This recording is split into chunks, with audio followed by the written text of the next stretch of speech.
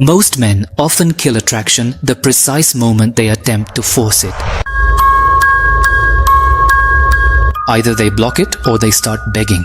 What does blocking look like? Being overly defensive, folding your arms, giving cold responses, and suddenly going silent as soon as she tests you. What does begging look like? Always being available, replying too quickly, explaining everything, and seeking approval at every step. These two may look different on the surface, but at the root, it's the same thing, the fear of losing her. And remember one thing, fear can never be hidden. It leaks out in your voice, your body language, your timing. Now understand the twist. Women don't punish you because you're not perfect. They punish you because you're predictable. When you block her, she can see right through it. She knows you're insecure. When you beg, it's obvious to her. You're desperate, and both of these lack the friction that keeps attraction alive. It's like listening to a song without rhythm for a few seconds. Then your mind just drifts elsewhere. Think about magnets. If you push too hard, they repel each other. If you pull away completely, nothing happens at all. Where's the sweet spot? It's in the middle, where the field works on its own. Attraction is just like that. That invisible pull only happens when you stop forcing it. Now, listen to this quick win. Next time she tests you, don't defend yourself and don't plead. Instead, tilt your head a little, give a slight smirk, and just say, "That's cute. You almost had me." No explanations, no chasing, just flip the frame. Now, if you want to prove something, test her honestly once. Don't just nod your head yes. Even if it's just a small exchange, try it. You'll feel the shift instantly. Because the moment you stop blocking and begging, you create space, and it's in that space where her curiosity starts working against her. Remember this line, attraction dies when you push, but stays alive when you allow. And this is where the next layer begins. Because if pushing kills it, then what is it that compels her to lean in even closer? Non-resistance might sound counterintuitive, but once you understand it, it's deadly effective. The more you fight, the more she feels your tension. The more relaxed you are, the more she gives you her energy. Like quicksand, the person who struggles sinks deeper. The one who stays calm appears to float. Now let's look at a real-life example. She throws a jab. You talk to every girl like this. The average guy resists. No, you're different. I didn't mean it like that. This is thrashing. Non-resistance is different. You let the jab pass through you and change its direction. You smile, shrug your shoulders and say, maybe, but you seem like you can handle it. No defense, no explanation. You didn't block her. You let it flow and made it playful. This is called pacing and leading. First, match her energy, then take her somewhere else. Don't break the frame and don't bow down to it either. Absorb it and give it a little tilt. Just this small adjustment can change the entire rhythm of the conversation. Now the goal is clear.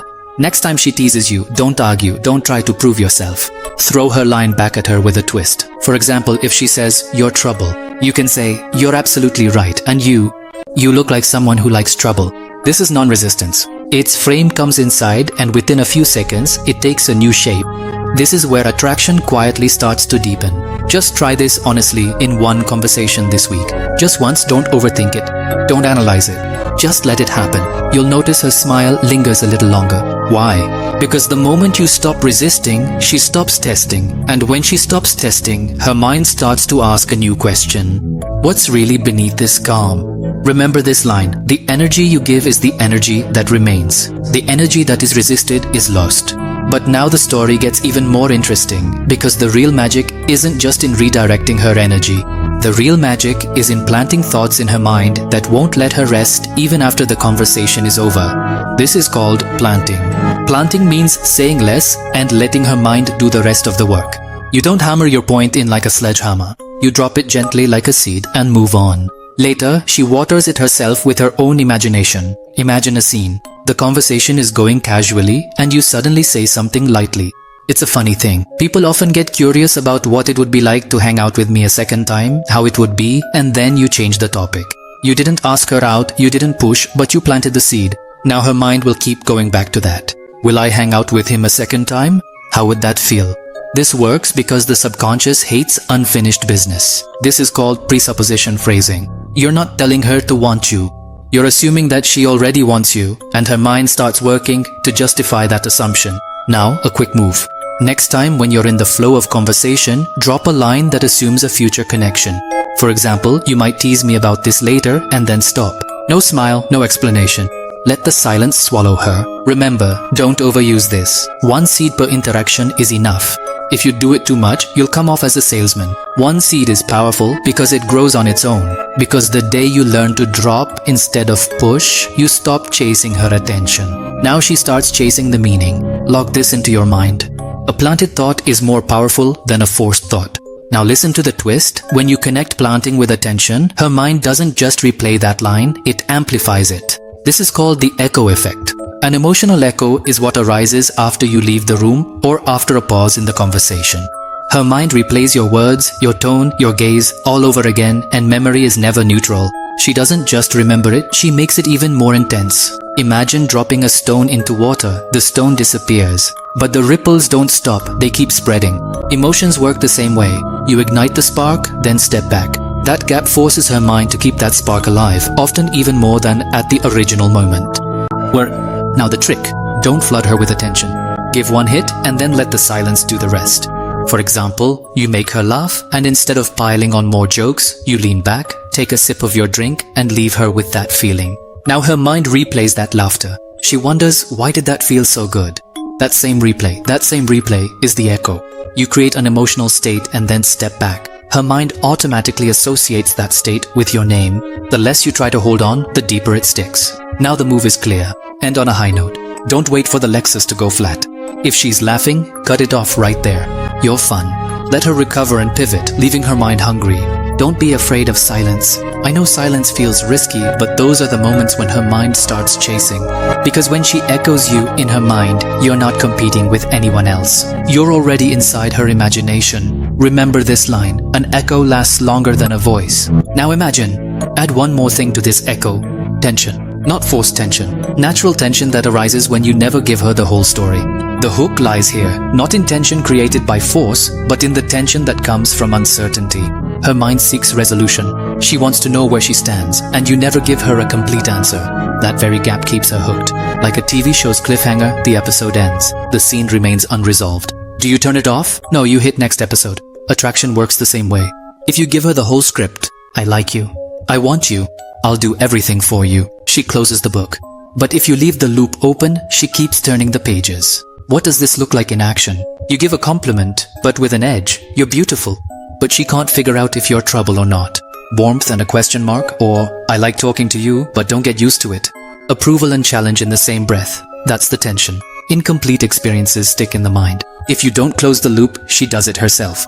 She closes the loop herself, and when she completes it on her own, her investment becomes personal. Now, listen to your move. Next time she asks you directly, do you like me? Don't just give a clear yes right away. Tilt your head a little, give a slight grin, and just say, sometimes, then change the subject. No explanation, no clarity. This ambiguity will follow him home. Remember, sometimes not answering is the best answer. Promise. But listen to one thing carefully. Don't overdo it. She would get tired if every word became a mystery. Balance is everything. Give her enough warmth that she feels safe and mix a little uncertainty into that same warmth. Because tension is the hook. Certainty ends the story. Tension keeps it alive, and the most beautiful thing about this is that when you let her chase the tension, there's no need to push for an ending. It writes itself in her mind. Now understand the payoff. That's it. It's not in this, there's a payoff. Why do you stop talking? The attraction is strongest when she feels like the idea is hers, not yours. You don't hammer away, you don't beg, and you don't build walls. You let the wave crash on its own. Now see how this plays out. You casually drop a presupposition about when we'll run into each other next, and then nothing. No chasing, no follow-up. Hours later, she replays it in her mind. Why did he say that so casually? Does he know something I don't? That's the hit. She doesn't feel it in that very moment.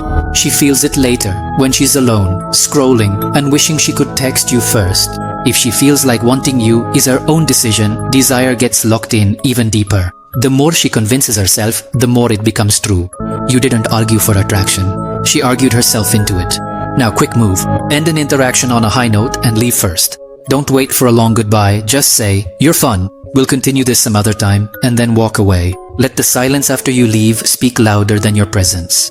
Don't underestimate this. I know it feels strange to pull back when everything is going well, but that's exactly why it works. Just trust it once, test it once, and notice how quickly she circles back, because the payoff isn't in convincing her, the payoff is in letting her convince herself. And when you master this, the whole game shifts. Now you're not just attractive, you become unforgettable. Now just pause and sit with me for a moment, because this isn't just about women.